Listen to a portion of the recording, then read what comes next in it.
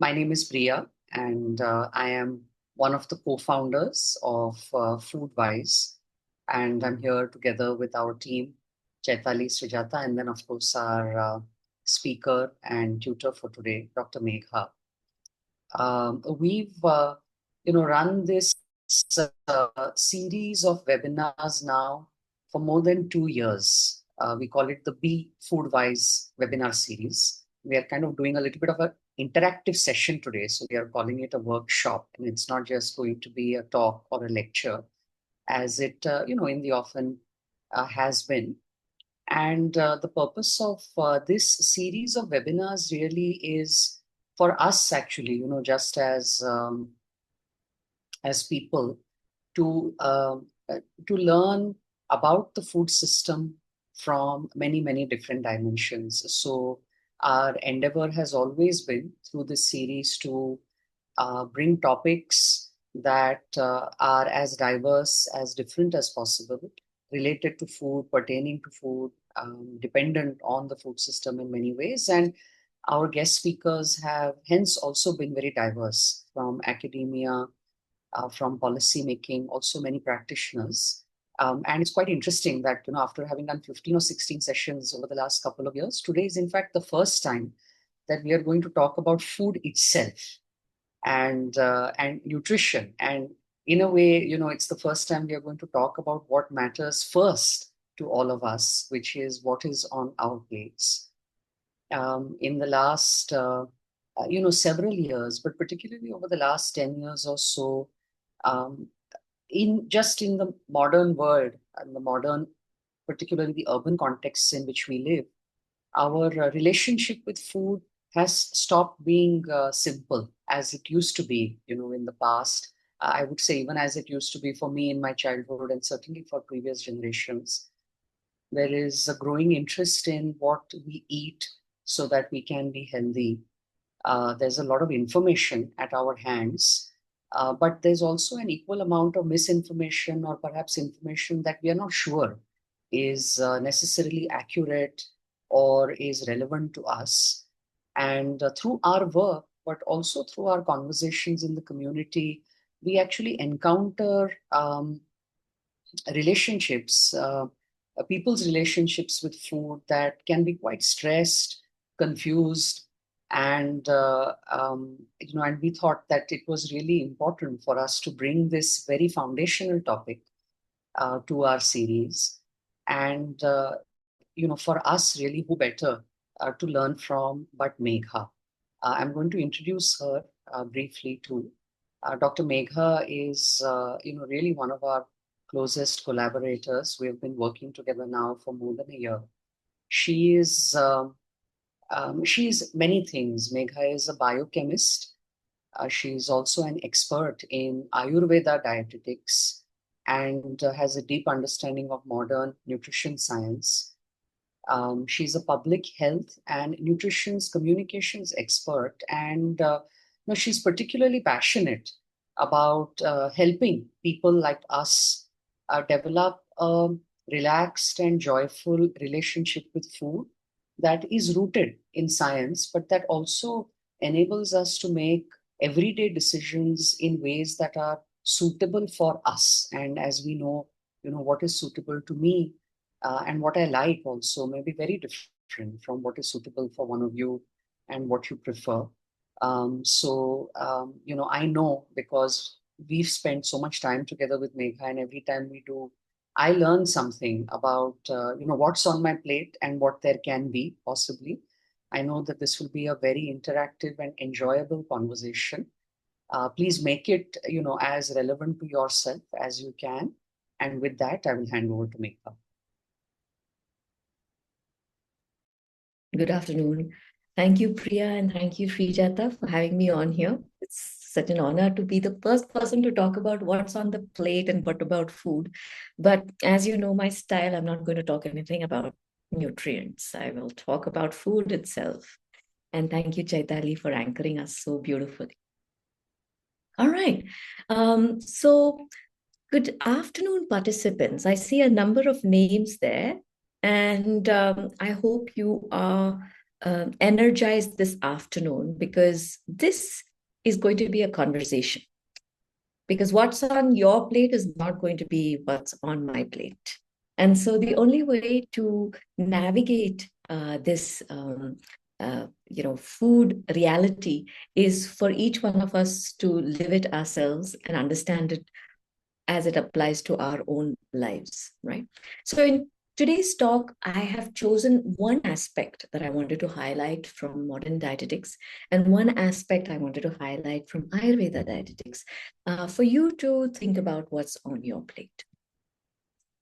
So I have put something in front of you on the screen, and I want you to tell me what you see. You can unmute and speak. You can raise your hand. You can put it in the chat box, whatever is convenient. There's something staring back at you, and I want you to tell me what that is.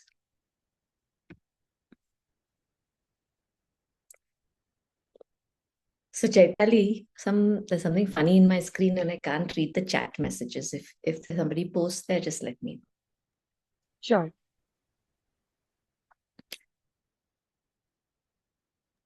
Archana says it's a regular Indian meal. Nice, okay. She sees a regular Indian meal. Anything else? Devina says a typical meal. Okay, a typical meal. You want to comment at all about what you're seeing in the typical meal? Riya says cucumber and carrot. Parul right. says carbs mostly. Okay. So we've got a typical meal. We've got Indian as an attribute. We've got carbs as a word. We got some cucumbers and carrot. Anything else? Karuna says potatoes and rice. Potatoes and rice. Yes, a very popular vegetable in any hostel, potatoes and rice. And buttermilk. And buttermilk. All right. And dal also. Nobody recognized the dal. All right. Yeah. I thought the yellow color was a giveaway. Okay. So if you think about the kind of foods that you're seeing on this plate, you would classify them as, rice, dal, bhaji or vegetables, buttermilk and salad, right? And like many of you pointed out, this is a typical thali. I can replace the rice with roti and some other cereal. I can replace the sabji, the potatoes with mooli or gobi or cabbage. It's typical Indian meal. There is like a dal portion, a vegetable portion, and a cereal portion. And then for the dairy portion, we have the buttermilk. Now, if I ask a nutritionist what they would see in this meal, they're going to say what some of you already said, that there are carbohydrates in here, right? And for the dal, they might say, well, there is a protein source. With the vegetables comes some fiber as well as the salad. And from the dairy, buttermilk, we get a dairy source, so a little bit of calcium. And because it is curd and it's fermented at home, let's assume there is a source of some bacteria and yeast as well, probiotics as they're called, right? And perhaps a nutritionist would also say the portion sizes, how much you're eating. That's not typically something we think about, but certainly a nutritionist or a dietitian would see that as portion sizes. What does traditional food knowledge see the same plate as? Well, neither does it look at it in terms of portion sizes, nor does it look at it in terms of nutrients. Ayurveda and perhaps many traditional knowledge systems in India would look at this plate from a very experiential point of view. How does that plate of food make you feel? Heavy, light? Do you have a burning sensation or do you have contentment? How was it to taste? Was it sweet? Was it bitter? Did I find that my mouth was on fire? Was it pungent? Or did it just make me feel, there was a little bit of sourness lacking. I would have liked to squeeze a little bit of lemon into that dal.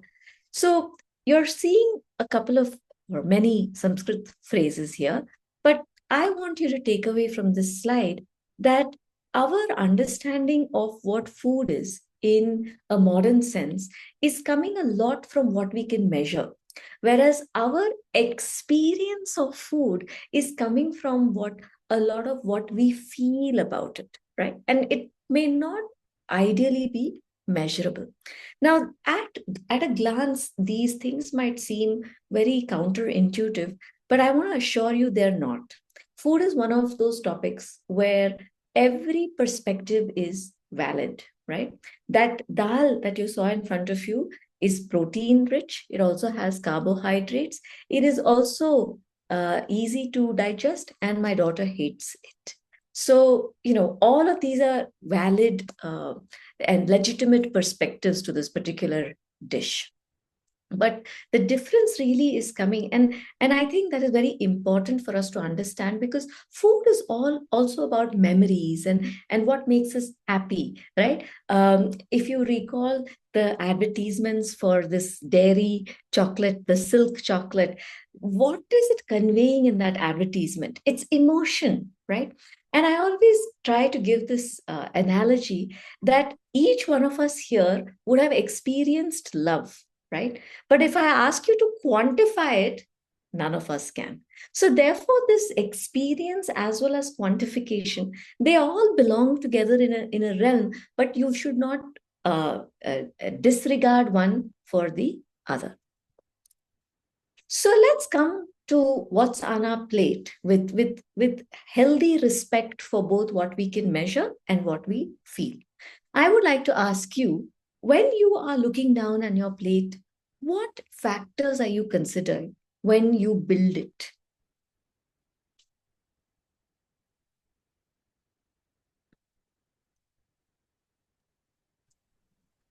It is fresh. If there is time, maybe I can make it. That will be better. So you're looking at convenience in some ways, right? Whether you have the time for it or not. Good, good. What else? Maybe food gives energy. In that case, I need to sustain for next day, and Okay. as well as it should be light enough for the stomach so that it can digest it easily. Okay. So you're building your plate based on what your body needs and how your day is going to be tomorrow. Very nice. Yeah, super. Anyone else? Archana says locally sourced, seasonal, and quick to cook and easy to digest. Okay, nice. So you're looking at attributes of food that work for you, seasonal, local, and of course, in terms of whether it works for your body or not. Okay, so what did I actually broke it. I tried to combine all of that into three things. And to me, it was cost, convenience, and health. Now, for many of us here in this particular webinar, perhaps cost is not a consideration. But when you think of it from a public health point of view, cost is certainly a consideration when somebody is building a plate. And that's not something we should forget, because we are constantly interacting with individuals for whom cost might be a consideration.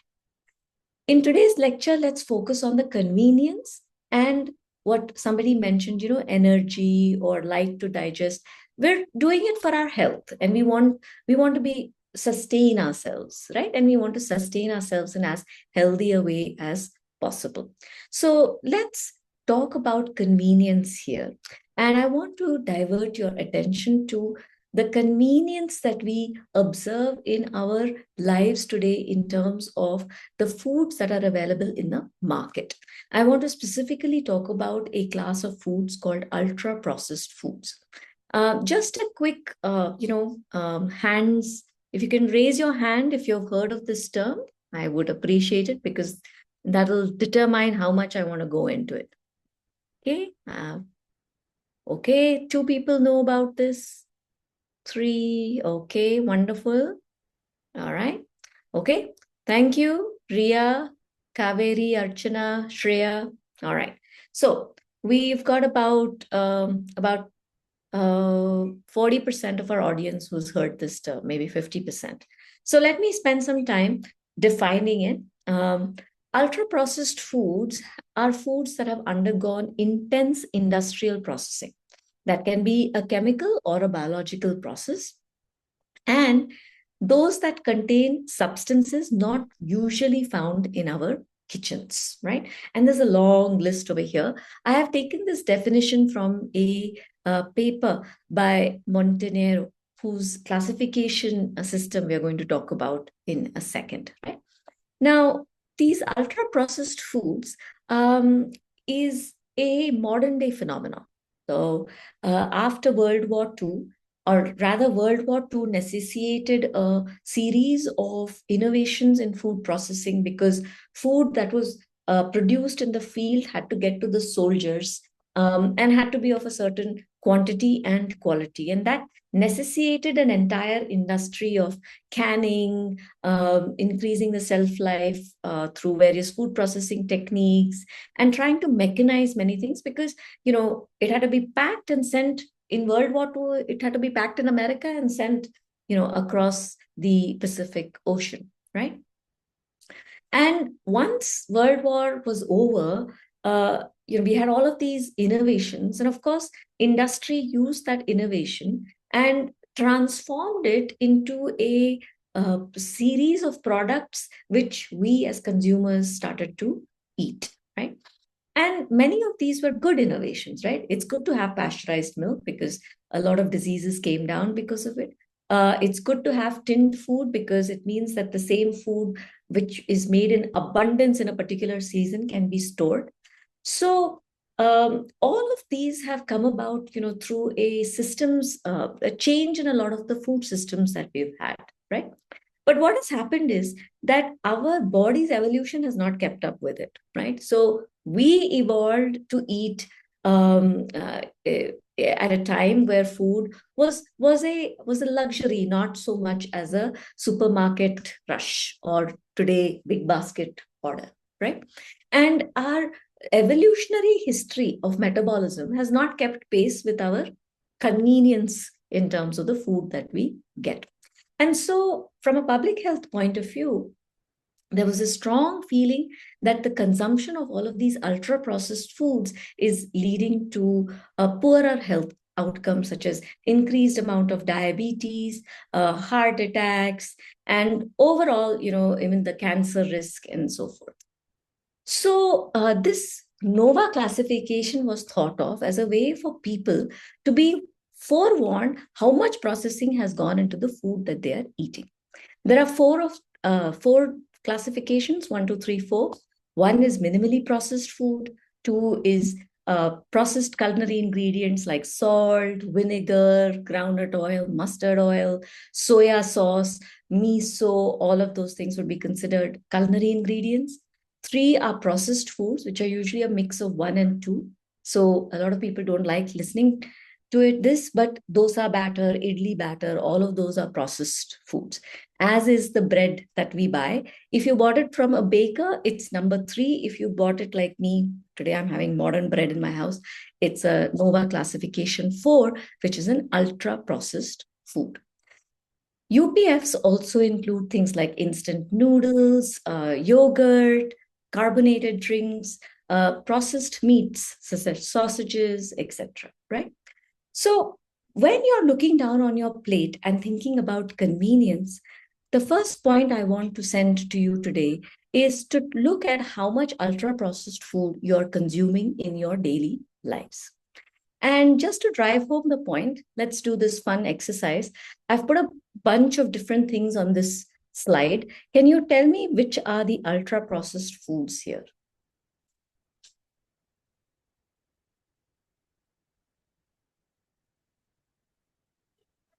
The chips. The chips, the chips come from hot chips around the corner. Yep. So they are actually NOVA 3. Cookies, biscuit, juice. Okay.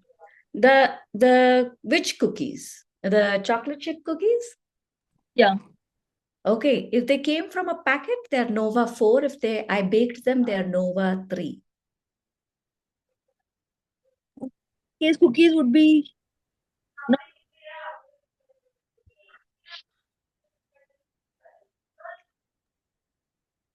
Sanskriti in the chat says sausages, and Hmm. Shreya says chips, cookies, sausages, biscuits, packed juice, and jalebi. Jalebi. How did the poor jalebi get in there? This is a jalebi that was being made by a chap around the corner. So think of your halwai making jalebi. It is not an ultra processed food. It is a processed food. The juice definitely is UPF. What about bhujia? Nobody has comments about the bhujia. So there's somebody who is saying everything that's in a packet, Huh. and Archana is also saying naturo or naturo. All right. Yeah, naturo also. So how do you know whether something is UPF or not? You look behind at the label. So you read the food label and you see the type of ingredients that have been used. This is a requirement, a regulatory environment requirement in India. The FSSAI tells all food manufacturers to put down what they have put in their food. And here is a list of things that commonly occur in Indian foods: pickles, namkeens, frozen non-veg or veg snacks, pappers even, right? And you only really know this if you read the label. And when you read the label, it's not that you have to know exactly what chemicals there are, but honestly, if you cannot understand immediately if that's a food or not, it's likely to be a chemical that is coming from a, what they say, industrial processing, right? So if you are curious about what UPFs are there and what you are eating in your diet, you can check out this website from NAPI. It's a public interest group, NGO, and they've done some wonderful work, and they have some very nice reports which are free to download, and you can look at who has been advertising ultra processed foods in this country. And why do I say that ultra processed foods are not great?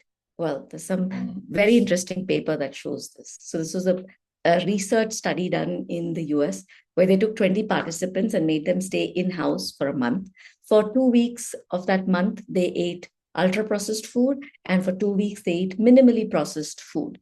And they did all sorts of tests on these individuals: how much they ate, what was in their blood, how did they feel, etc. Right? And what did they find? Right? Let's look at that.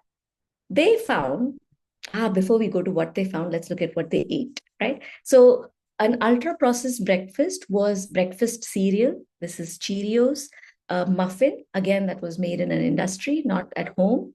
Low fat milk, that is also ultra processed because it is milk that has gone through some sort of processing to become low fat. And margarine, which is nothing but hydrogenated fat, right? On the minimally processed food, they had slices of fruits, some dry fruits, some walnuts, and they had yogurt, Greek yogurt.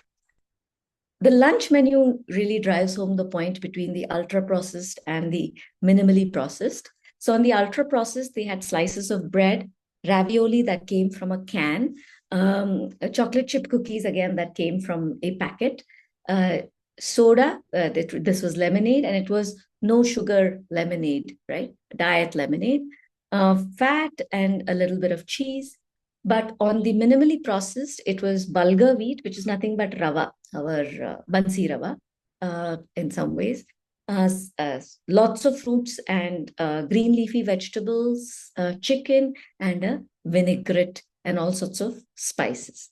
So they did something like this, and they had a different menu for every single day of the week, which they repeated the next week. So people didn't get bored of the food.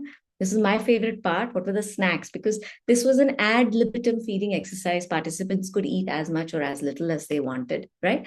So on the ultra processed, they had the chips that came from the packet, and some crackers and cheese. Whereas on the minimally processed, you can see it's just dry fruits and fruit. What did they find? They found that when the same individual was eating minimally processed foods, they were eating a lot less, right? And you can argue and say, yeah, it doesn't look tasty at all. Who would want to eat so much of fruit and dry fruits every day? Well, that's not the only thing that they were eating, right? They were eating fully cooked meals. And when they checked if people were happy with the food, they were being hungry, they had fullness, satisfaction, you can see that it's neck to neck. On all parameters, the meals were quite comparable, yet participants were eating lesser on the minimally processed food as compared to the ultra processed food. And one of the reasons they think this is happening is because on the minimally processed food, you have to chew more. It's easier to drink an apple juice than to bite into an apple and chew it. And of course, you get much more fiber that way as well. So they found that participants were eating less. So the caloric intake came down, number one. Number two, they were also chewing their food and therefore eating slowly, and therefore they were allowing their body to experience fullness, which also contributes to them eating less. What about some biological outcomes? 2 weeks is actually a short time for any nutritional intervention. In fact, 2 weeks, if you look in any study, is just the amount of time it takes for you to lose water from your body, right? So they do see some observations in terms of body weight being lower or fat mass being slower. And they found a whole bunch of parameters that were different in terms of their biochemistry, right? I won't go through this for this particular talk, but all I will say is it was clear from some very controlled study, and this was not very much well liked at all by the industry, that consumption of ultra-processed foods does put your body into a metabolic state which is not good for you, right? Now you'll argue and say, look, I only eat chips once in 2-3 days. It's not a problem. What we are trying to address here is to look at your plate and see how much over a week or over a month is coming from ultra-processed foods as opposed to minimally processed or just processed foods. I also want to end this by an example that Priya always gives when we talk to her about pizza. So frozen pizza, if you look at the label, it'll tell you what are all the ingredients. But that same pizza made at home is not ultra-processed foods. Because a lot of people feel that, Western food in Indian context, burgers, pizza, pasta, they're ultra-processed foods. They are not. Make them at home, enjoy it, make it from scratch. And I don't mean make the pasta from scratch. The pasta is considered minimally processed. You boil it and you put whatever you want into it. That's processed food, not ultra-processed food. If you're interested in introducing your families to the consequences of eating ultra-processed foods, an extreme case was Spurlock, who ate McDonald's 3 times a day for 30 days. And it's very interesting what the consequences were. He passed away actually recently. And he puts on a lot of weight during this particular experiment as he's filming it. And it took him 2.5 years to lose all of that weight. If you're curious about common everyday items that you eat and where it stands on NOVA, you can check out this website. And just so you know, even though I have a lot of knowledge about ultra-processed foods, Nutella happens to be one of my favorite foods. But it's just that I'm a little careful about how much I consume it at any given time. So this is my third takeaway in this particular session, that we must monitor how much ultra-processed food we are eating, and we have to be very careful about nutrient claims on food. Just because something is screaming high protein, there's this new Norwegian yogurt called Skyer, says high protein, 50 grams of protein. That doesn't mean it's not ultra-processed. So be very, very cautious. And the best way to work around it, read the label. Are there any questions, Chaitali, at this point? I think there are some comments, Chaitali, you may want to read it out for. Yeah, there's a comment by Shreya. She says, I've been recently reducing outdoor intake and practicing fully home-cooked meals, both at home and nutritionally filling ones, which is of ratio 85:15, where 85% is home-cooked food and 10 to 15% is less often eating processed foods. and balanced protein and more vegetables can help reduce cravings often. Super. Well done. This ratio will, of course, change from person to person. And I'm advocating here rather just for very good observation, right? And knowing what you're putting in your mouth, right? Okay. Are there any questions on ultra-processed foods that I can address before I move on? So Parul asks, is protein powder from market ultra processed? Yes, it is. There's no explanation. It is ultra processed. It's taken from something and broken down and then made into powder and given to you. Megha, oh, go ahead, Ria. Please go ahead. So, Megha, are the multivitamin tablets that people take, what would you say about them? Multivitamin tablets. Multivitamin tablets are, well, do you want me to just refine your question? What are you curious about? Are you curious how they're made, or you're curious about if they should be taken? Yes, so I'm asking this that many of my friends or people who are, crossing 40 years of their age, they take multivitamins even if their doctors haven't prescribed it, just because the advertisements are like that they will keep you energetic and all. So Yes. they eat it like food. So I'm asking, yeah. Very nice. So now, yeah, that makes it easier for me to give you a response. So multivitamin tablets are not food. They are synthetic vitamins along with minerals. The way your body is going to process that is going to be very different from when it came from a food. The best example I can give you is iron. Iron is usually bound to protein in a food, right? And our body absorbs iron better when it comes bound to animal protein than it is to plant protein. So when you take a tablet that has iron, which is neither bound to plant protein nor to animal protein, the body doesn't really have a mechanism for taking it up. Okay. So very small percentage gets taken up.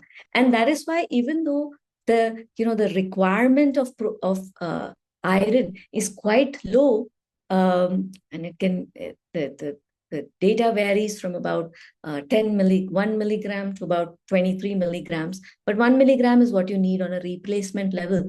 The tablet is 100 milligrams, so it is a big fold change, almost a 5 to 7 fold change. And you're absolutely right in pointing out that one must not pop multivitamin tablets like they are food. You must know if there's a deficiency and then take a multivitamin tablet to address that deficiency rather than the whole thing. Yes.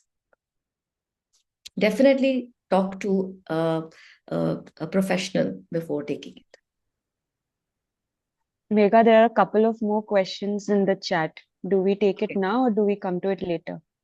I can't see what time it is. How much time do I have?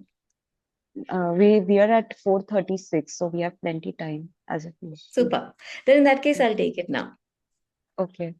So maybe I'll read all of them at once. So somebody is asking if oats is ultra processed. Then Devina says, is protein powder then not necessarily healthy?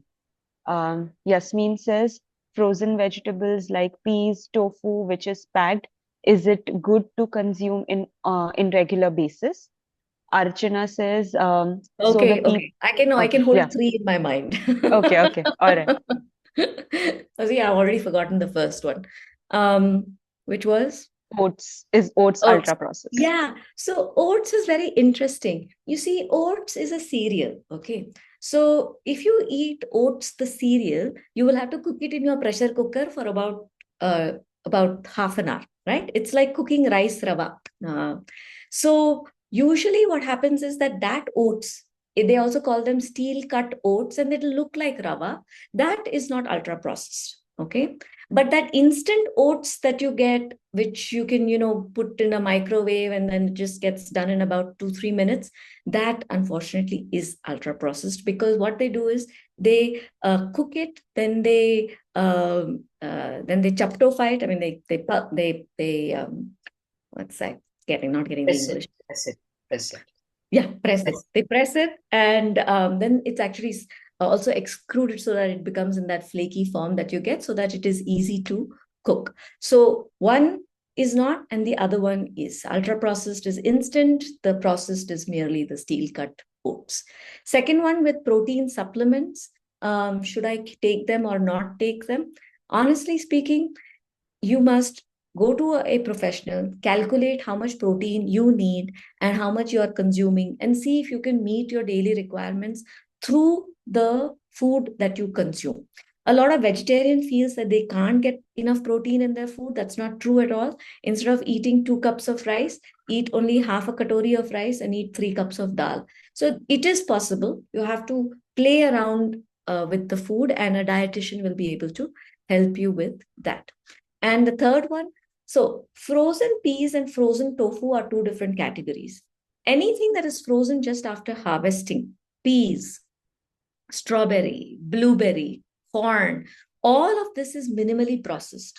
So feel free to have it. Consider it as fruits and vegetables. Tofu, on the other hand, when it comes in that paneer form, that is processed food, right? Because it's soya beans. They've been pressed, the milk has been taken, then it has been precipitated, and then it's put into this form.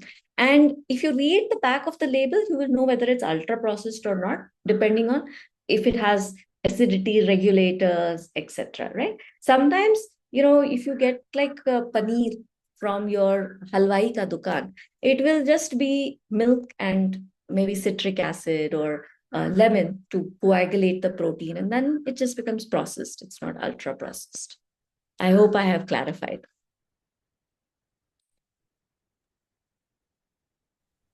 And then there's a question by Archana, which you have actually answered in your response.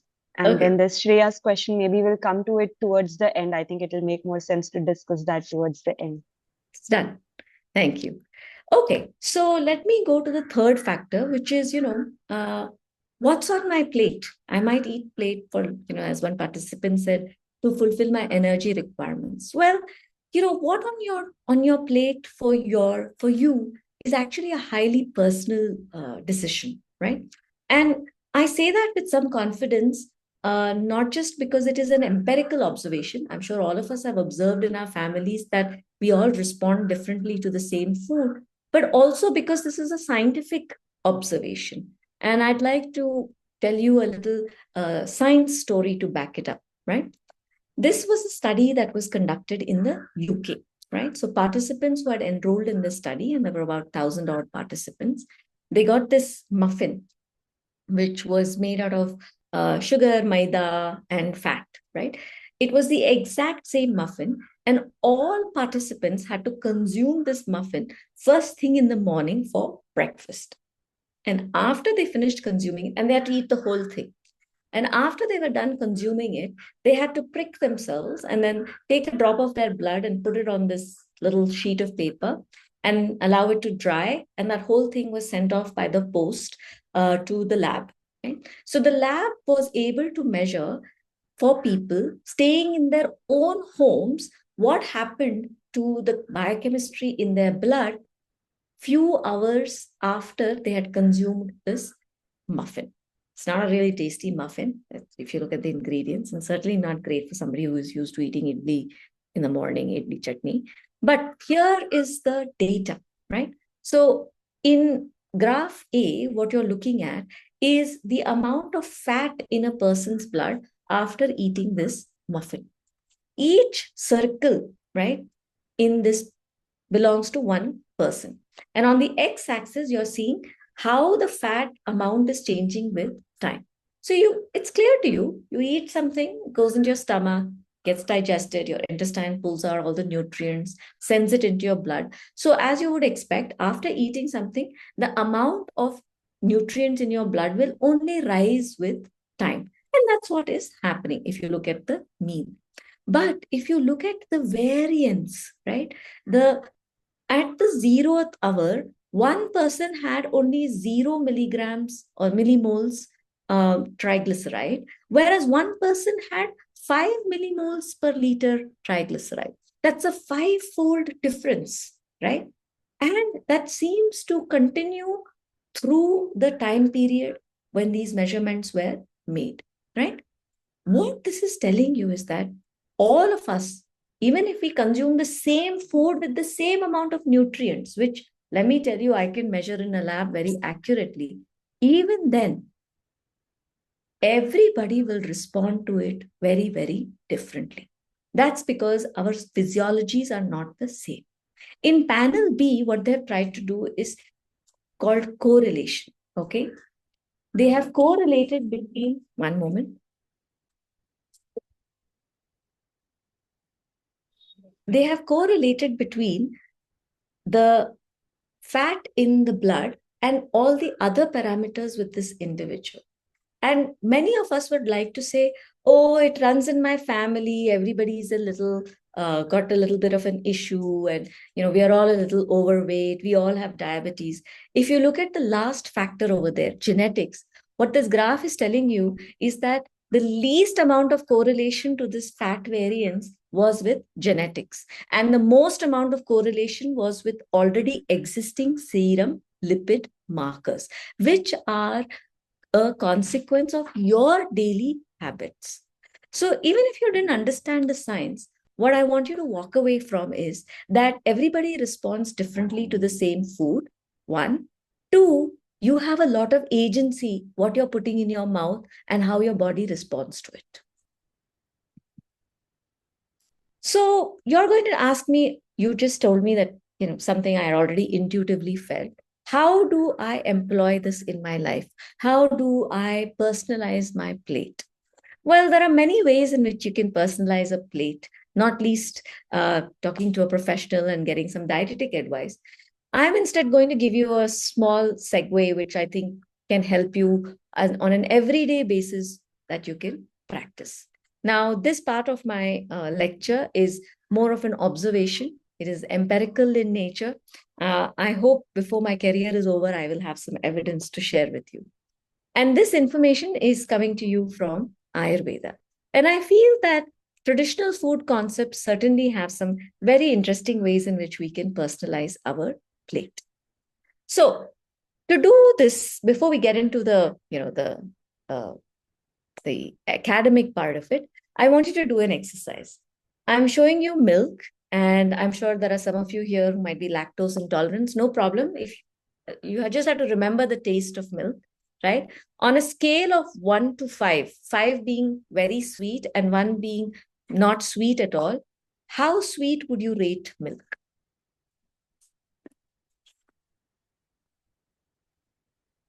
So somebody's saying 3, somebody's saying 4, 4, 3, 3, 2, 2.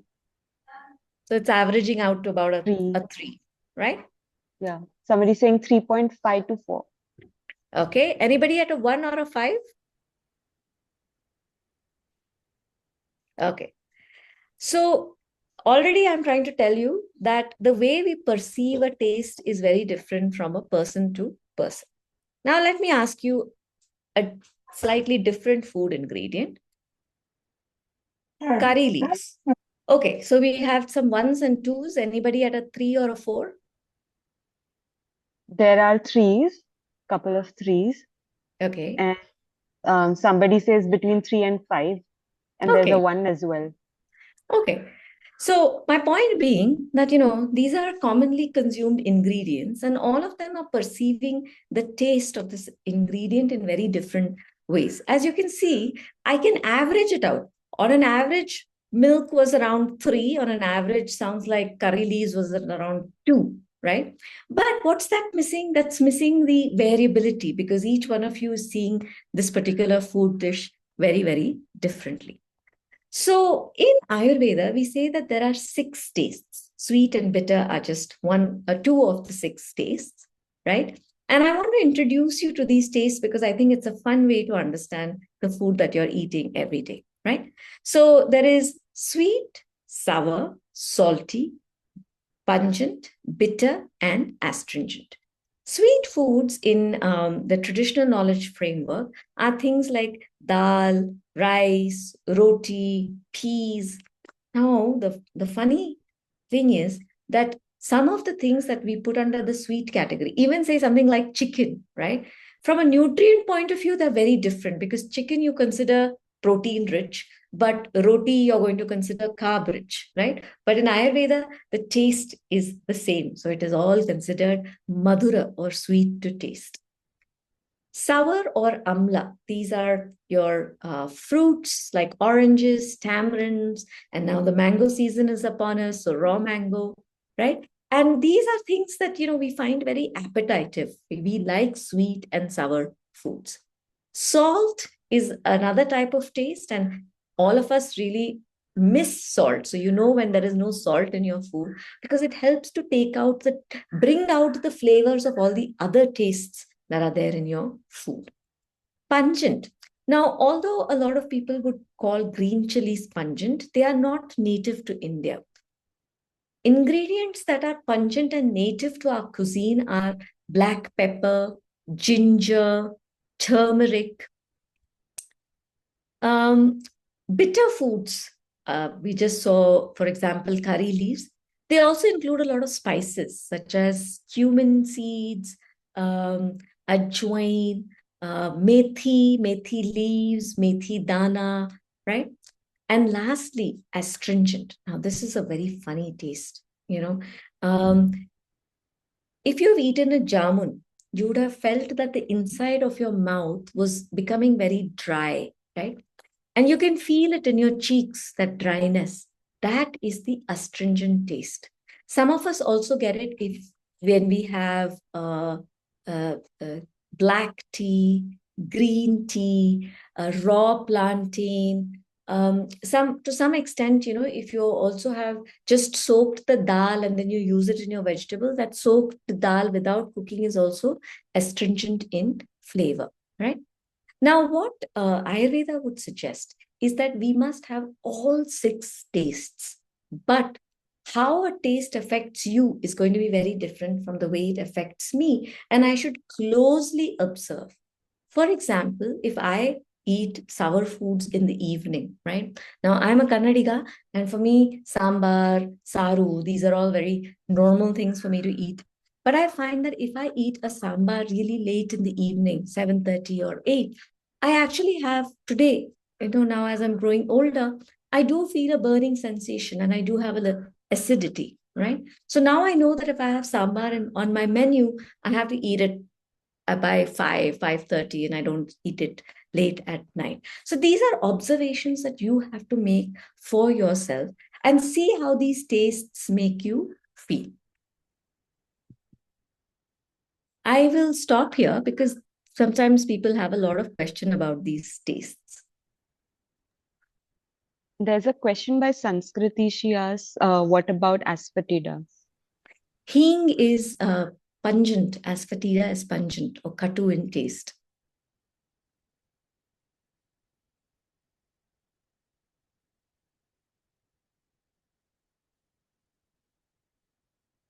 Okay, so in which category would nuts fall under, like peanuts or cashews and badams, etc.? Which category would they fall under? Peanuts, cashew, all of them come under the sweet taste.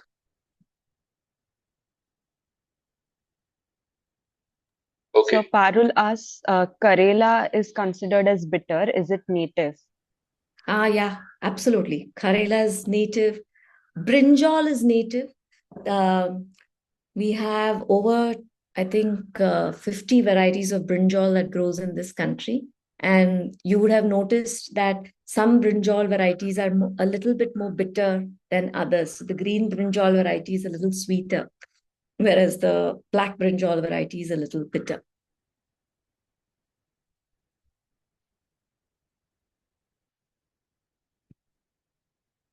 Okay. Like I said, we can use taste as a way to personalize our plate. We should try and make sure that a meal contains all 6 tastes. Oftentimes, people feel, how do I put astringent taste in my meal? I can't eat jamun every time. Jamun is a seasonal food. Well, dhania and dhania powder contain the astringent taste. So, in Indian meals, when you are using spices, green leafy vegetables, you're in typical meal, you're already having all the 6 tastes or shada rasa.